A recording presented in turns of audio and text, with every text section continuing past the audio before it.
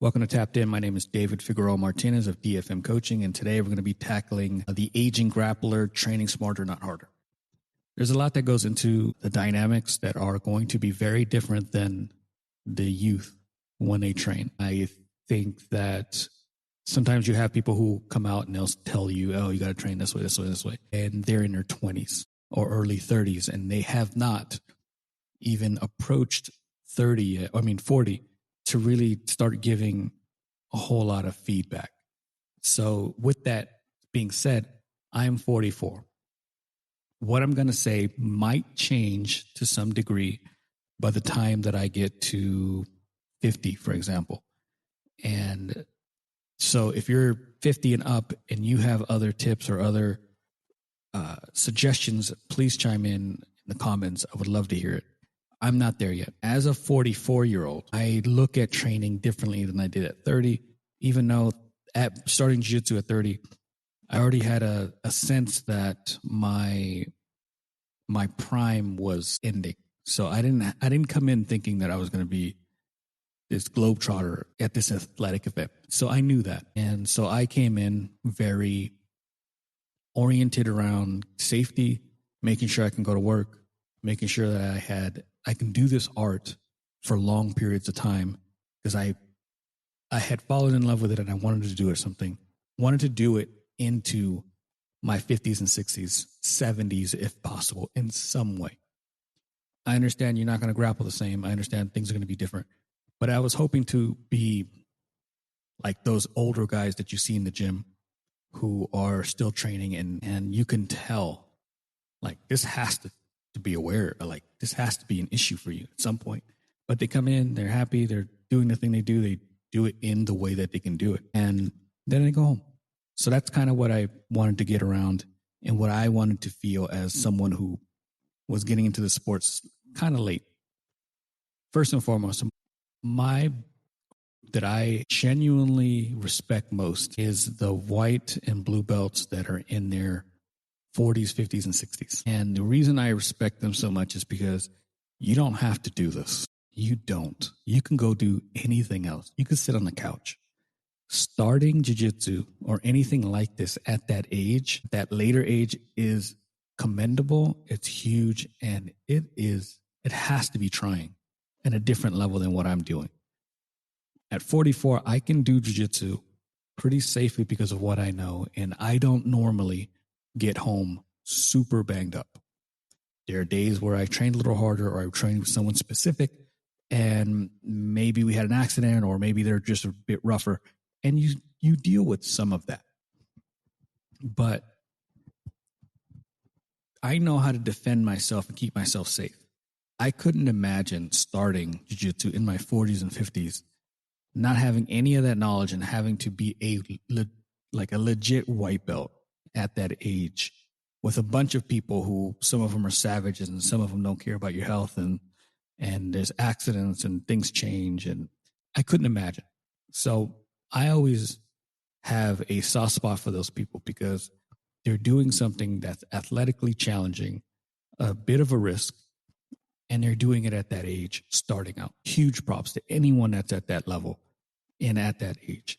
It says a lot about you as a person. When it comes to training approach, as I've gotten older, sometimes I focus on less rounds or less intensive rounds. So when I come in and let's say I'm rolling that day, depending on how my body feels, I may avoid certain people. And there's going to be some old school coaches that tell you, hey, you just need to roll with those people. And in certain conditions, I might need to. And I do. I rarely say no. But there's going to be certain days where I come in and I know that I'm banged up, or that I'm nursing an injury, or I'm just not at a level where I'm going to give this person the adequate response that they need, or that I'm going to give myself the adequate defensive response that I need to keep myself healthy and at work the next day. So some people I avoid sometimes. It doesn't mean that I don't want hard rounds, because I do, but I don't want them all the time. And the older I get, the less I want like pahada all day. Like I just don't. It does nothing for me. And again, I've already reached black belt. I'm not a competitor. I'm not going out there looking to compete every week. I'm not looking to prove a whole lot in the training environment. There are days where I do come in, like this weekend where I came in and I was a bit more aggressive. And I was intentful on, hey, I want to get these submissions, or I want to get these positions or sweeps. And I want to get to this position like with intent. I want to own this position, and I'm going to force it with anyone that I roll with. And if you watch me during those open mats, you can see that there's a specific thing that I'm trying to do. And I'm specific. I'm intentful about it. Doesn't mean that I'm trying to injure anyone. Doesn't mean I'm trying to smash anyone. But it does mean that maybe my partner is going to get less opportunities to do the things that they want to do because I have something very specific in mind. And those days where I come in where I want that heavy training, we're going at it. We're remaining safe, but we're going for it. And so you have to judge what kind of a day you're going to have that day. I understand when you're a white belt, sometimes you don't have much of a say specifically at certain academies where they pick the training partners for you and they want to test you. And this, look, there's going to be days where you're just going to have to your instructor or that training partner that comes around and be like, I can't do it today. And they might roast you a little bit for it. Some instructors are going to feel a certain way about it. But you have to look out for you. And there are going to be days, if you're training, let's say 3 days a week, maybe I just want one hard day. The other two, I want medium, something that I can withstand, something I can deal with. Yes, I'm going to lose because I'm on the lower end when it comes to like belt ranks, but I don't want to have hard days every time I get in there. There were times when I was training where the hard training was every time I stepped on the mat. It's not good for me now. And it's going to be counterproductive to what I want because those hard training days can lead to injuries and things that set me back. And maybe I can't come to the training environment as often as I'd like, which sets me back further. So it doesn't make any sense for an aging grappler to have hard training every time they step in the gym. Pick the training partners you're going with. Your training approach is going to be specific to you. And so pick people who you feel comfortable rolling with. Pick people you feel comfortable maybe going hard with, but keep you safe. And pick those people. And then every once in a while, pick someone that just challenges you out of the box. But do not do it every day. I don't recommend that at all. We're here to prevent injuries. And your job is to make sure that you're looking out for you while balancing your development. If we're while on the subject of injury prevention, if you're someone that is stiff, you have flexibility issues, maybe you have certain injuries, maybe you just know your body really well, spend more time warming up. I'm not someone that spends a whole lot of time warming up, and I'm not saying that to like pat myself on the back. It's just not something that I do very often. I stretch at home regularly throughout the day. I'll be watching TV and I'll be stretching. Like, it's something that I do. I'm naturally more flexible. I have not had a need to get these hard warm-ups that some people say they need in order to get into the round. I will often, just me, do not take this advice. I will often pick someone who I know doesn't cause me any concern, who I know I have a large skill gap against, and I pick that person as my warm-up round. And we just kind of move. They do whatever they want, but I'm just moving. I'm not doing anything super athletic or explosive. I'm easing into the physicality that we're going to have in a minute. So that's my warm-up round. There's a little bit of stretching in the beginning, but I don't do a whole lot. That's just me. Some people need more, and you're going to know your body more than anyone else. Take time to warm yourself up, whatever that might look like. Stretch, do some bridging, some hip escapes, whatever that thing is going to be. Do that and do it every time you step on the mat. Don't skip. If your routine is to stretch, don't arrive late and then not stretch and then get an injury. Some of us need it more than others, and that's perfectly fine. Understand what your danger zones are. If you have a shoulder that is ailing, like maybe you had surgery on one, or maybe you probably think you need some kind of surgery or rehab or whatever it might be. Safeguard those injuries or those ailments. Make sure that you're not overusing anything that you shouldn't be using. If you're at a point where you have an injury that legitimately, just go to the doctor. Go to the doctor regularly. I go regularly. I go a couple times a year just for jiu-jitsu. Something will happen. And then I go for preventative maintenance just to, hey, my physical, how's this going? How's that going? Blood work, whatever. But I go regularly. And my doctor knows me pretty well. Sadly, some of their urgent care doctors know me pretty well. And that's just part of the sport. When you've been doing it over a decade, you're going to be in medical centers, sometimes a little more often than you like. Understand your body and what your limitations are and what you can or cannot do. And do not use or go beyond those limits. If you decide to roll and you have some kind of like chronic lower back, that's me. Some people have neck injuries. Some people have a thing with their wrists, or they have a sore knee or a knee that they need a brace with. Understand what you can or cannot do. I have a student who has a knee that locks up. I just told him recently, do not use that knee or that leg in a specific way that you know will lock up your knee. It's hard to explain, but there's a certain movement that he can't do. And sometimes I think that he allows himself to think that he could do it, even if it's in a drilling format. And I get it. We don't want to be the odd person out. But then he exacerbates the injury, and it becomes an issue that takes him out for about a week or so. Those things are going to plague us as we get older. There was a point in time where my left shoulder bothered me quite a bit. I got it back to, I think it's pretty normal now with weights and resistance bands, and I strengthened it, and I don't have these issues anymore. But when I did, I made sure that I didn't do any Kimuras on that side. And what I mean by like me doing the Kimura, I tried not to do it from bottom half because it forced me to reach over someone's arm and shoulder, get the Kimura, and if they postured up, it would tweak my left shoulder. So I stopped doing it. I stopped doing things that would do any kind of harm to that body part because I didn't want to make it worse. And I was getting ready to go to the doctor, and then it started to get better, and I didn't go. Again, these are not medical advice. This is just me. Take care of the body parts that are ailing you. I'm not saying that you have to stop training or drilling. Some people will tell you that. What I am saying is take care of your bodies and go to the doctor when you need to. See what a professional opinion will tell you. Don't ignore anything that's happening with your body, and don't try to do bro science with people at the gym. They'll tell you any which thing, and it may or may not actually function for you. If you have injuries, on that note, with doctors, get rehab. Rehab for me has been 50-50. Helped my lower back this last time quite well.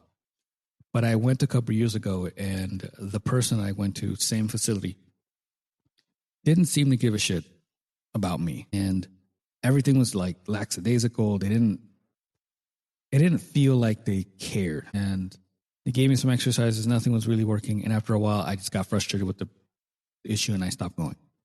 My back got better over time, or at least back to normal. And then it started to act up again to a point where I felt like, okay, I got to go back. And they gave me a new person, and that person was wonderful. They gave me great exercises. It felt like they gave a shit about me as a person and as an athlete. And they went out of their way to give me assignments, and they were just great. Absolutely love the person. So if you're going to rehab and you find someone that you just don't like, ask for someone else. They're not all built the same. They're not all great. And some of them actually care about their jobs, and some of them might be going through something and just kind of mailing it in. My mental approach when it comes to being a little older than everyone else, I try to manage my ego really well. We're all going to have ego, and we all want to kind of stoke it a little bit. We want to feel confident, and we want to feel sure of ourselves and our jiu-jitsu and what we're capable of. That aspect of ego is great. The ego that lets you roll with someone you know you have no business rolling with because maybe they're a little dangerous, that doesn't help. That's actually probably going to lead you to an injury and something that you just don't want to deal with. Don't overtrain because you think that you have to keep up with everyone else. Don't overtrain in intensity because you think you need to keep up with everyone else. And do not compare yourself with anyone outside of your peer group. My peer group is black belts who have had their black belt for 3 to 4 years, who are in their early 40s and close to my size. That's who I tend to kind of compare myself to. And it's a little harder when you're a black belt because there's less of you in certain communities. But I'm not comparing myself to the 24-year-old black belt. Absolutely not. Does nothing for me. It's unrealistic comparison. It's unrealistic goal setting. If you're setting any goals based on that, it doesn't help you at all. And it's really going to set you up for failure. So my recommendation is try to find those peers, people that are similar to you in skill level, weight, height, age, and see how you do with them. Make them your healthy rivals and have like these mindsets where during the roll, you're not trying to kill each other, but you're trying to outdo each other. And then when they get you, you're like, okay, you're not mad, you're not upset about it. But then the next round, you're like, okay, I got to do this a little different. Not harder, just different, big difference. So understand that refraining what that ego is going to look like, refraining what that goal setting and comparisons are going to look like, and really just be patient. You have to be more patient than anyone else on the mat. The 21-year-old, he can train all day. They can train multiple times a day, multiple times, like 6-7 times a week. That's not an issue for them. For you, you have to be more calculated. And because you have to be more calculated and you have to like weigh out how much training you're going to do every week, you have to be more patient with yourself. There's going to be days when you come out here and you're just frustrated. Things aren't clicking. This 20-year-old is just destroying you and things aren't, and he just started just a couple months ago. You started maybe 8, 9, 10 months ago and things aren't clicking. That is part of your journey. Accept it. Understand that it's going to move different than everyone else's, and that's perfectly fine. Don't get into this habit of comparing yourself to people that don't even belong in your bracket or your division. When it comes to games that I like to play, like style, if I'm older at 44, yes, I play guard, and I play guard pretty well. I don't play guard much against people who oversize me, who play a lot of pressure. I try to play only when I need to. So if you're older, I recommend having a more top-heavy game where you don't have to carry someone's weight. You don't get put in predicaments where you are maybe stacked or your legs are pressed towards your chest. Learn how to frame really well. Framing and knee shield. I love half guard. We can also play a lot of close guard if you're older, because then they have to pass both legs in order to pass the guard. It's not just like a half position. Understand that movement is going to be something that you're probably going to have to limit. And what I mean by that is you want to limit their movement as much as possible. You don't want to get into a match that's just constantly flipping back and forth and there's constant movement and you've lost control of them as you're trying to play. So close guard's a really good option. I like half guard for the similar reasons, but it's a little more, there's a little bit higher of a risk there. Learn how to do basic submissions. Don't go out and learn like the most intricate stuff. Build a game based on that first grip that you initiate. So if let's say I'm in close guard, I want cross collar grip, and I'm going to build my entire game off of that. Some people argue close guard is more advanced and maybe white belt shouldn't be doing it. I don't necessarily subscribe to that. I can go back and forth. But let's say we're in close guard. I have cross collar grip. I have the various collar chokes at my disposal. I have scissor sweep at my disposal. I have triangle, omoplata, Kimura. I have a bunch of stuff that we can do from that position that I can create a game off of where there isn't a whole lot of movement from them. I control them. And I can use these movements to get to dominant positions or submissions. Think of your game as, if since you're older, limit what they can do and build off of a common grip that you find yourself getting to really easily. Build the techniques off of that interconnect with one another. Your game's going to slow down. It's going to be easier to see things before they materialize. And you can respond to those things a little bit better than if we were playing, let's say, an open guard. Open guard and you're older and new isn't the wisest thing. So if you can kill that space and get to a guard that you prefer, one that reduces their movement, things can start to open up in your favor. If you have any questions, please reach out to me, DFM9. I love answering questions. I have zero problems. Like some people are shy about it. Please ask. If you're in a hard spot, ask. I'll give you some feedback, maybe a custom technique or a link to a video that I think would help you. If you want to work with me, reach out to me the same way or dfmcoaching.com. Please like, share, subscribe. Until next time. Thank you so much.